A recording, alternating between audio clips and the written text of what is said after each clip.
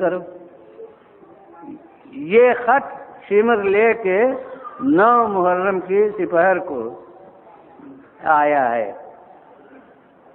اور اب یہ چیزیں منطق و فلسفے سے سمجھ میں نہیں آتی، یہ بس راز ہیں دلی لگاؤ کے، کہ ایک دم سے اس نے حملہ کر دیا۔ وہ جانتا تھا کہ یہ شرط حسین نہیں پوری کریں گے، ہرگز ممکن نہیں کہ وہ ہتھیار ڈال دیں، ہرگز نہیں ممکن کہ بیعت عزیز کر لیں، یہ سب کچھ نہیں ہو سکتا۔ لہذا اب یہ بھی دھوکہ لگا تھا کہ یہ شمر میرے خلاف گویا بدظن بنا چکا ہے، اس نے محسوس کر لیا تھا، تو اب جلدی ہو گئی، ایک دم سے بغیر اطلاع کے حملہ ہو گیا۔ اب اصحاب سب خیموں کے باہر ہیں، عزیز سب خیموں کے باہر ہیں، مگر گھوڑوں کے ٹاپوں کی سزا پہلے زینب کے کان میں جاتی۔ فرماتی ہیں کہ دیکھو، فضہ سے ارشاد فرماتی ہیں کہ دیکھو بھائی کیا کر رہے ہیں۔ فضہ آئی، جا کے بتایا کہ تنہا ہے، کوئی ہے نہیں پاس، مگر نماز عصر کے بعد ایک عمود خیمہ سے تکیہ کر کے بیٹھ گئے ہیں اور ذرا نیند آ گئی ہے، آرام فرما رہے ہیں۔ بس زینب آئیں، کہا بھائی بھائی حملہ ہو گیا۔ اب امام نے آنکھ کھولی تو زبان پر تھا انا للہ و انا الیہ راجعون۔ بس جناب زینب نے کہا کیوں، کیا آپ اپنے مرنے کی خبر سناتے ہیں؟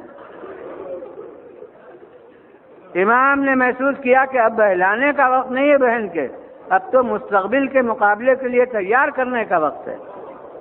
تو فرماتے ہیں کہ میں نے ابھی نانا کو خواب میں دیکھا تھا کہ فرما رہے ہیں کہ اب حسین تم میرے پاس آیا چاہتے ہو۔ بس ایک دفعہ زینب نے گریبان پر ہاتھ ڈالا اور زمین پر پچھاڑ کھا کے گری، اور اب مولا نے تسلی کیا دیں، بالکل جیسے پرسہ دیا جاتا ہے، یہی انداز ہوتا ہے پرسے کا۔ کسی کا بھائی چلا گیا، آپ نے کہا عباس کو یاد کرو، کسی کا بیٹا داغ جدائی دے گیا، آپ نے کہا علی اکبر کو یاد کرو۔ اب مولا کیا کہیں، مولا بہن کو تعزیت ادا کر رہے ہیں، جانتے ہیں کہ عصر کے بعد کوئی پرسہ دینے والا نہیں ہوگا۔ تو فرماتے ہیں بہن ہمارے نانا ہم سے بہتر تھے، وہ نہیں رہے،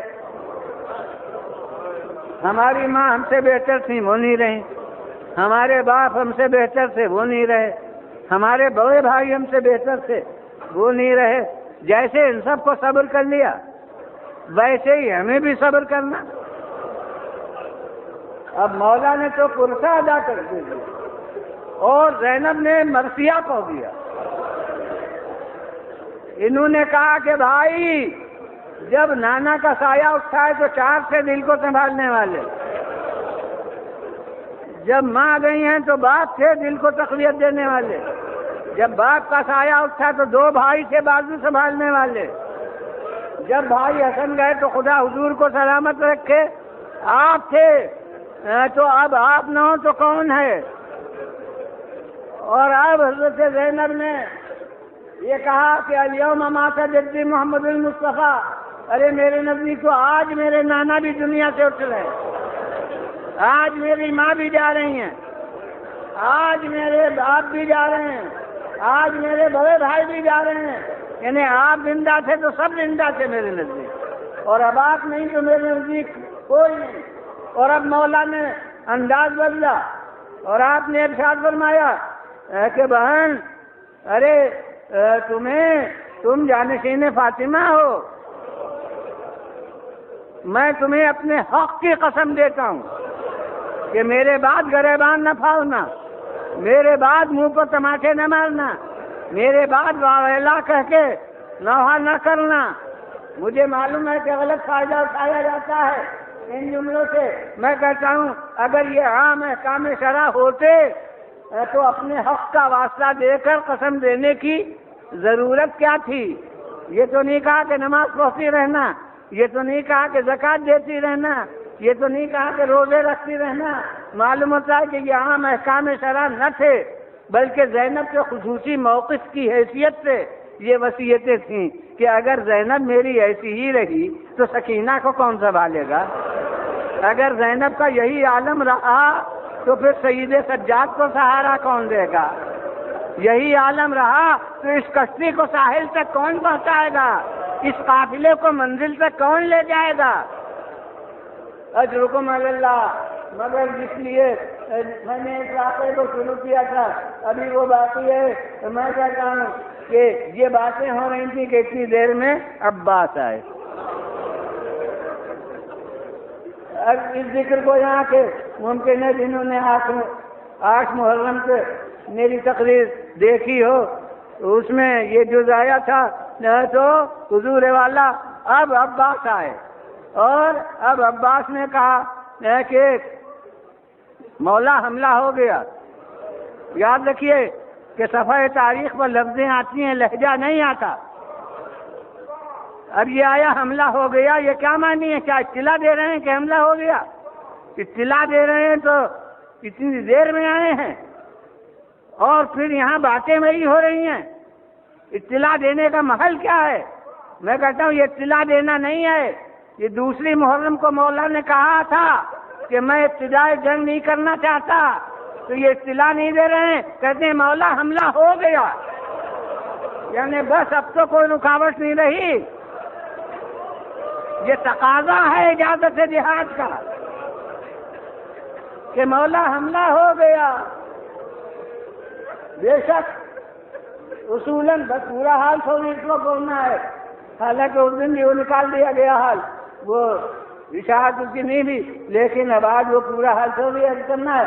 میں کہتا ہوں کہ اب بے شک آئینی طور سے مولا کے پاس جواب نہیں تھا، یعنی اصولاً بے شک جو شرط تھی وہ پوری ہو گئی، مگر حکمت امام یہ تھی کہ اس وقت جنگ نہ ہونے پائے، کیونکہ اگر اس وقت جنگ ہو جاتی تو ہنگامی طور پر تھی، لہذا ظالموں میں سے کچھ کہہ سکتے تھے کہ وہ تو ایک دم جنگ ہو گئی، اگر موقع ملتا تو ہم اس ظلم میں شریک نہ ہوتے، اور ساتھ والوں کے متعلق غلط فہمی رہ جاتی کہ وہ تو ایک دم حملہ ہو گیا سب پھنس گئے، ورنہ موقع ہوتا تو کتنے ساتھ چھوڑ کے چلے جاتے، بھلا کوئی ٹھہر سکتا تھا اس موقع پر؟ مولا نے ایک سب کا موقع دے دیا، ظالم و مظلوم دونوں کو۔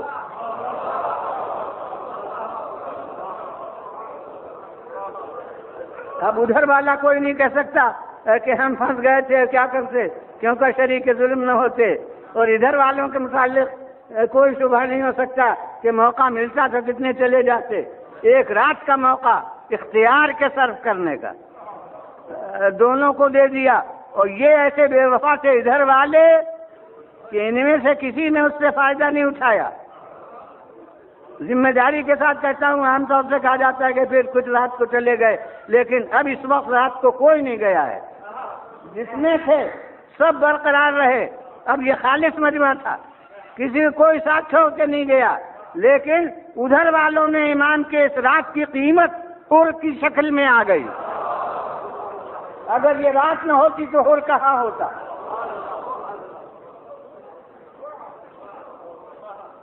تو امام چاہتے نہیں کہ اس وقت جنگ ہو، مگر میں بارگاہ امام میں عرض کرتا ہوں کہ مولا ہاں ٹھیک ہے آپ اس وقت جنگ نہیں ہونے دینا چاہتے، لیکن التواء جنگ کی درخواست کے لیے کسی بوڑھے مجاہد کو بھیج دیجئے، حبیب ابن مظاہر کو بھیج دیجئے، ارے جو جنگ کے لیے بےتاب ہے اسے التواء جنگ کی درخواست کے لیے بھیجنا چاہتے ہیں۔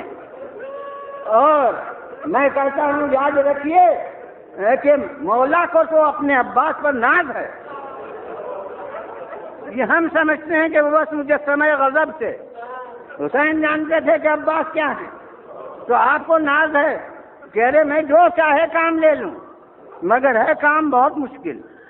عباس کی ایسی فطرت کے لیے اور اس وقت جس جذبے میں آئے ہیں اس کے لحاظ سے بڑا مشکل کام ہے، مگر مولا نے کس حکیمانہ انداز میں گفتگو کی ہے، خدا کی قسم تاریخ میں مجھے خود عباس سے ان لفظوں میں گفتگو پہلے نہیں ملتی، عباس کے علاوہ علی اکبر تک سے گفتگو ان لفظوں میں نہیں ملتی۔ کیا لفظ ہیں؟ طبری کے صفحے پر یہ بھی لفظ ہیں کہ عباس سے کہتے ہیں کہ بے نفسی انت یا اخی، میری جان تم پر قربان ہے میرے بھائی۔ میں کہتا ہوں مولا بس اب عباس سے جو چاہے کام لے لیجیے،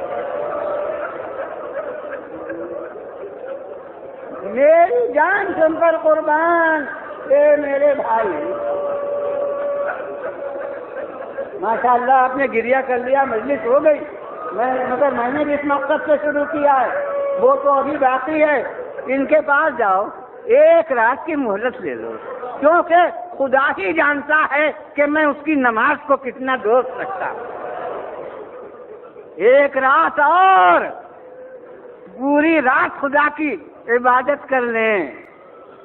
دیکھیے عمر گزاری ہے عبادت میں، مگر ایک رات جو مل رہی ہے اس کی بڑی قیمت سمجھتے ہیں کہ یہ رات عبادت خدا میں گزر